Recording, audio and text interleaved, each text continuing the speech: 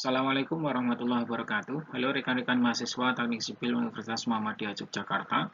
Kembali lagi bersama saya Guntur Nugroho pada perkuliahan struktur kebutuhan bertulang. Pada sesi kali ini kita akan melanjutkan tentang perbincangan plat lantai di sesi yang kedua, di mana ini nanti akan berbicara tentang ketebalan-ketebalan minimum pada plat dua arah. Untuk substansi pembelajaran itu dibagi menjadi dua. Yang pertama atau yang A, itu ada tujuan pembelajaran. Jadi dari pembelajaran plat lantai dua arah ini, mahasiswa diharapkan dapat memahami jenis plat beton. Itu ada plat satu arah, kemudian ada plat dua arah. Kemudian melakukan analisis dan juga desain plat satu arah maupun plat dua arah. Kemudian untuk poin yang B, pokok-pokok pembahasan bab, itu yang pertama dan kedua, tentang jenis-jenis plat, kemudian desain plat satu arah, itu sudah ada pada tutorial plat lantai pada sesi yang pertama. Kemudian sesi yang kedua ini, kita akan menuju kepada poin 3, 4, dan 5, seperti yang saya bold biru ini, yaitu sistem plat dua arah, kemudian lajur kolom dan juga lajur tengah, dan yang kelima adalah ketebalan minimum dari plat lantai. Untuk sistem plat dua arah, itu berdasarkan SNI 2847 tahun 2019, merekomendasikan perancangan plat dua arah dengan menggunakan dua metode, yaitu pada pasal 8.10 ada metode desain langsung, kemudian pada pasal 8.11 ada metode rangka ekivalen.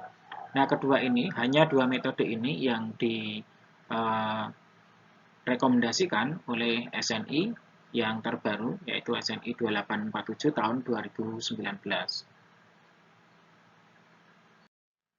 Selanjutnya kita akan mengetahui tentang perbedaan lajur kolom dan juga lajur tengah yang akan menjadi dasar dari perencanaan plat dua arah yang akan kita lakukan.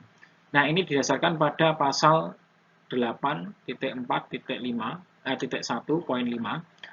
Lajur kolom adalah suatu lajur desain dengan lebar pada masing-masing sisi garis pusat kolom sama dengan nilai terkecil dari 0,25L2 dan 0,25L1. Jadi lajur kolom harus termasuk balok dalam lajur bila ada. Ini di pasal 8415. Kemudian pasal selanjutnya di 8416, lajur tengah adalah suatu lajur desain yang dibatasi oleh dua lajur kolom. Jadi di antara dua lajur kolom disebut sebagai lajur tengah. Dari urian slide sebelumnya tadi, di pasal yang sudah kita baca bersama, untuk lajur kolom dan juga lajur tengah, itu tadi ada nilai X sama dengan 0,25L1 atau 0,25L2. Jadi kalau kita lihat, ini adalah sumbu L1, kemudian di sini ada L2, L1 itu yang horizontal, kemudian L2 yang kita gambar yang vertikal ini. Nah, itu nanti adalah nilai X-nya 0,25L1, jadi seperempat dari L1 ini. Nah, untuk L2 ya seperempat dari L2. Nah, nanti diambil nilai yang terkecil dari nilai tersebut. Nah, seperti pada uraian sebelumnya tadi, kita sudah mendapatkan nilai. Jadi, untuk nilai lajur L2 dan juga L1, itu kita ambil seperempatnya. Teman-teman bisa melihat, saya mulai pada gambar di sebelah kiri. Untuk arah yang vertikal ini ya, untuk lajur kolomnya, kita bisa mendapatkan di sini nilai X yang sudah kita hitung berdasarkan rumus yang ada pada slide sebelumnya tadi, 0,25 dari L2, kemudian ini juga merupakan bagian lajur kolom, sehingga area yang ada arsiran ini disebut lajur kolom untuk arah yang horizontal. Di bagian tengahnya, itu yang diapit kedua lajur kolom, itu merupakan lajur tengah, di mana di lajur kolom nanti itu bekerja untuk momen negatif, dan di bagian lajur tengah itu nanti akan bekerja untuk momen yang positif. Senada dengan itu, digambar di sebelah sampingnya, teman-teman juga melihat untuk arah yang vertikal, itu nanti juga ada lajur kolom dan juga ada lajur tengah. Sama, lajur kolom juga seperempat dari L1, kemudian di sebelah kanan ini juga sama. Di tengah-tengahnya diapit sebagai lajur tengah, itu nanti untuk mencari momen positifnya. Di lajur kolom atau tumpuan ini sebagai momen negatif. Setelah kita memahami tentang pengertian lajur kolom dan juga lajur tengah pada plat dua arah, selanjutnya di poin 5 ini kita akan masuk kepada ketebalan minimum dari plat lantai. Jadi ada syarat tentang ketebalan minimum plat lantai yang diatur pada SNI di pasal 8312. Untuk plat non-prategang dengan balok membentang di antara tumpuan di semua sisi, maka ketebalan plat keseluruhan atau H-nya harus memenuhi batasan pada tabel 8312. Ya, kecuali batas lanjutan yang dihitung dengan 8312 itu terpenuhi. Nah, tabelnya ada di sebelah kanannya ini. Jadi kawan-kawan bisa melihat ini tabel 8312, yaitu ketebalan minimum plat dua arah non-prategang dengan balok di antara tumpuan pada semua sisinya. Jadi nanti ada parameter, di sini ada alfa FM, kemudian di kanannya ada ketebalan minimum yang bisa kita pilih rumusnya.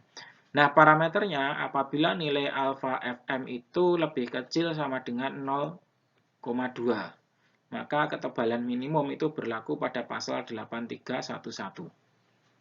Nah, selanjutnya kalau parameter alfa FM itu lebih besar dari 0,2 dan lebih kecil dari 2, dan lebih kecil sama dengan 2, maka kawan-kawan bisa menggunakan rumus B dan C, pilih nanti yang terbesar dari ini. Ada ln dikalikan 0,8 plus FY dibagi dengan 1400. Nah, ini dibagi 36 plus 5 beta kalikan alfa mm dikurangi dengan 0,2 atau 125. Satuannya ini milimeter. Nah, nanti pilih yang terbesar dari ini. Selanjutnya untuk alfa FM apabila dia nanti lebih besar dari 2, maka pilih terbesar dari poin D dan juga E. Jadi ln dikalikan 0,8 plus FY per 1400 dibagi 36 per 9 beta atau 90 mm. Nanti pilih yang terbesar dari dua rumus ini. Nah, selanjutnya untuk pengertian dari beberapa parameter, tadi ada kita bisa mengenal adanya IS ini, momen inersia penampang bruto plat terhadap sumbu pusat, satuannya milimeter pangkat 4. Kemudian ada IB, momen inersia penampang bruto dari balok terhadap sumbu pusat, satuannya juga milimeter pangkat 4. Untuk LN itu adalah panjang bentang bersih yang diukur muka ke muka tumpuan. Ini satuannya juga milimeter. Kemudian beta adalah rasio dimensi panjang terhadap pendek atau L1 per L2. Bentang bersih untuk plat dua arah, sisi kolom, beban terpusat ataupun luasan reaksi atau sisi pondasi telapak. Nah, ini beta yang kita pakai pada plat lantai ini adalah bentang bersih untuk plat dua arah. Kemudian selanjutnya itu ada alfa F, yaitu adalah rasio kekakuan. Jadi rasio kekakuan lentur penampang balok terhadap kekakuan lentur dari lebar plat yang dibatasi secara lateral oleh garis pusat panel di sebelahnya. Itu jika ada pada setiap sisi balok. Ini adalah alfa F. Kemudian ada alfa FM, itu yang jadi parameter tadi. Nilai rata dari alfa F untuk semua balok-balok. Di mana alfa F-nya adalah E CB dikalikan dengan IB dibagi dengan E CS dibagi dengan IS. Ini B dan S itu adalah beam dan slab atau balok dan platnya. Seperti yang tertabulasi pada tabel yang sudah kita sampaikan di slide sebelumnya tadi. Jadi pengertian-pengertian tadi bisa kawan-kawan gunakan untuk mencari ketebalan minimum plat apabila nilai alfa FM lebih besar dari 2. Silahkan nanti menggunakan rumus yang terbesar dari D dan E. Apabila nilai alfa FM itu nanti di antara 0,2 sampai kepada 2, nah silakan menggunakan rumus yang B dan juga C. Nanti pilih yang terbesar dari itu.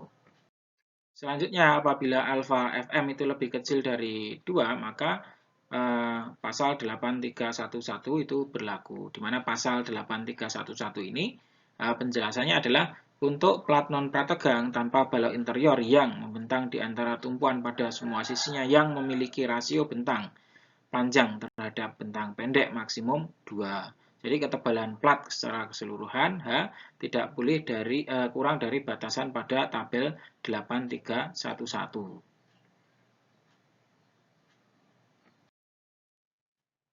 Pada tabel 8311 ini diatur tentang ketebalan plat dua arah untuk non-prategang tanpa balok interior.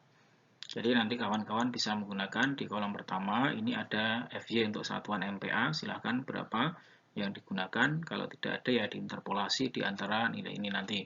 Kemudian tanpa drop panel, kemudian dengan drop panel. Nah ini dibedakan untuk panel eksterior dan panel interior. Ada tanpa balok tepi, ada juga yang dengan menggunakan balok tepi. Semuanya terdeskripsi secara jelas di sini nilainya. Silakan nanti memilih dan mengacu pada pasal ini apabila tidak menggunakan balok interior. Selanjutnya, kita akan masuk kepada contoh perhitungan, di mana contoh soal yang pertama itu diketahui sistem plat datar dengan ukuran 7 x 6 meter. Ini ditumpu kolom persegi berukuran 500 mm x 500 mm. Nah, untuk mutu material yang digunakan itu dengan menggunakan FC aksen 20 MPa dan FY-nya adalah 400 MPa. Kita diminta untuk tentukan ketebalan minimum dari plat lantai sesuai dengan SNI 2847 tahun 2019. Ini ada sketsa yang ada, kawan-kawan bisa melihat ada sebuah plat datar. Nah, ini jaraknya untuk arah horizontal itu masing-masing adalah 7 meter, kemudian untuk arah vertikal ini 6 meter atau arah L1 L2-nya kan gitu. Nah, yang pertama ini ada plat sudut yang nomor 1, ini yang ada di posisi ini. Untuk tebal minimum adalah ln per 30, sehingga ln-nya sama dengan 7 dikurangi 2 kali 500 per 2. Nah, sama dengan 6.500 mm, sehingga ketebalannya kita dapatkan nilainya adalah 6.500 dibagi dengan 30, ketemu angka 216,67 mm. Kemudian yang kedua itu adalah plat dalam. Nah, ini bagian plat dalam. Ini kawan-kawan untuk tebal minimumnya adalah ln per 33. Sehingga H minimumnya adalah 6.500 kita bagi dengan 33 ketemu angka 196,97 mm. Dapat diambil tebal plat sebesar 200 mm. Jadi tebal plat yang kita gunakan adalah 200 mm. Kemudian untuk contoh yang kedua, sebuah sistem plat lantai dua arah dengan balok ditunjukkan pada gambar berikut ini. Ini adalah gambarnya. Ya, gambarnya ini arah horizontalnya ada 7 meter, kemudian vertikalnya ada 6 meter. Nah, ini baloknya kita bisa melihat ukurannya, dia menggunakan balok dengan tipe balok T, ada lebar BE, kemudian tingginya ada 600. Untuk nilai-nilai yang ada di sini, kawan-kawan bisa melihat ini nilainya BI-nya 1200, kemudian nilainya ini garis netralnya ada di 220, kemudian dari bawah sampai kepada garis netral ketemu 380. Nah, dari sini plat dan balok ditopang kolom dengan ukuran 500 x 500 mm. Data FC yang digunakan adalah 20 MPa dan FI-nya 400 MPa. Nah, kita diminta untuk hitunglah ketebalan minimum plat tersebut. Jadi, plat yang ada di sini, kita ingin lakukan perhitungan terhadap ketebalan minimumnya. Nah, selanjutnya maka yang akan kita lakukan perhitungan adalah untuk kekakuan pada balok, kemudian flange, kemudian alpha F, dan juga alpha FM. Yang pertama dulu kita mengasumsikan bahwa tebal platnya adalah 200 mm, sehingga untuk nilai X ini akan sama dengan Y, yaitu 600 dikurangi 200, yaitu ada 400 mm. Kemudian untuk BE, atau lebar efektif di sini, itu adalah 400 plus 2 dikalikan dengan badannya. Nah, ini 2 kali 400, ketemu angka 1200 mm. Kita pasang di sini 1200. Nah, kemudian momen statik terhadap sisi atas sayap, ini ada luas bagian sayap. Pada sayapnya itu karena tebalnya adalah 200, maka kita kalikan dengan 1200, ketemu angka 240.000, satuannya milimeter persegi. Kemudian luas pada bagian badan, itu posisinya ada di sini, badan-badan ini 400, kita kalikan dengan 400 tingginya, yaitu 160.000, satuannya milimeter persegi. Sehingga luas totalnya adalah nilainya adalah 400.000 mm persegi, adalah penjumlahan dari ini. 240.000 plus 160.000. Nah, kemudian ini kita akan melihat posisinya. Ini nilai Y-nya. Jadi kita lihat 240.000 kita kalikan dengan 100. Kemudian dijumlahkan dengan 160.000 dikalikan dengan 400 dibagi dengan 400, maka ketemu angka 220. Kita lihat dari atas, lihatnya dari atas ya ini. Nah, kemudian untuk I baloknya adalah 1/12 BH pangkat 3 plus A dikalikan dari nilai statis momen, yaitu 1/12 kalikan 1200 kali 200 ya, pangkat 3 plus 240.000, ini adalah A-nya, dikalikan dengan 120. Ini satuannya 120 ini kita kuadratkan karena AX kuadrat rumusnya. Plus dari 1/12, ini 400 kali 400 pangkat 3. Kemudian kita jumlahkan dengan 160.000 kalikan nilainya adalah X-nya 180. Ini kuadrat, AX kuadrat. Nah, dari sini nilai IB itu kita dapatkan angka 11.573,33 kali 10 pangkat 6 mm pangkat 4. Selanjutnya adalah perhitungan untuk momen inersia arah panjang, di mana IL sama dengan 1/12 dikalikan dengan B, lebarnya adalah 6.000 kalikan H, tingginya tadi kita menggunakan 200 pangkat 3, maka ketemu 4.000 kali 10 pangkat 6 mm pangkat 4. Kemudian untuk alfa FL, ini ada E, IB dibagi dengan E, IL. Nah, ini angkanya adalah 11.573,33 kali 10 pangkat 6 dibagi dengan 4.000 kali 10 pangkat 6, sehingga angkanya adalah 2,893. Untuk momen inersia arah pendek atau arah short-nya, ini IS-nya sama dengan 1/12 dikalikan dengan 7.000 kali H pangkat 3, ini 200 pangkat 3, sama dengan 4.666,67 kali 10 pangkat 6 mm pangkat 4. Kemudian untuk alfa, untuk Fs-nya ada EIB dibagi dengan EIS, ada 11.573,33 kali 10 pangkat 6 dibagi dengan 4.666,67, ketemu 2,48. Selanjutnya, kita akan menghitung nilai dari alfa M, di mana nilai itu dihitung dari rata dari alfa FL dan juga alfa Fs. Kita masukkan angkanya, alfa Fm sama dengan 2,893 plus 2,48/2, sehingga didapat angka 2,687. Nah, nilai ini kemudian akan kita plot kepada tabel yang digunakan untuk mencari rumus berapa ketinggian dari plat minimum atau tebal plat minimum yang akan kita gunakan. Nah, kemudian untuk betanya itu ada angka 7.000 dikurangi 500 dibagi dengan 6.000 ya, dibagi dengan 500. Ini ukuran kolomnya. Nah, ini tadi adalah jarak-jaraknya untuk L1, L2-nya. Nah, ini dapat angka 1,182. Sehingga kita tetapkan bahwa alfa M-nya lebih besar dari 2, dan kita pakai rumus seperti pada slide sebelumnya tadi, nilai alfa M lebih besar dari 2, nanti bisa menggunakan rumus di poin yang D dan juga E, nanti dipilih mana nilai yang lebih besar. Nah, hanya sama dengan ini ln dikalikan 0,8 plus FY per 1400 dibagi 36 plus 9 beta. Nah, nilai betanya kita masukkan ini 1,182. Sehingga di sini kita masukkan ln-nya sama dengan, nah, ini 7.000 dikurangi 500 kalikan 0,8 plus ini FY yang kita pakai 400 bagi 1400. Kemudian dibagi 36 plus 9 dikalikan beta. Ini beta kita ambil dari sini, perhitungan beta. Dapat angka 151,32. Jadi ini ketebalan minimum yang harus kita gunakan sehingga bisa menggunakan H sama dengan 151,32 mm.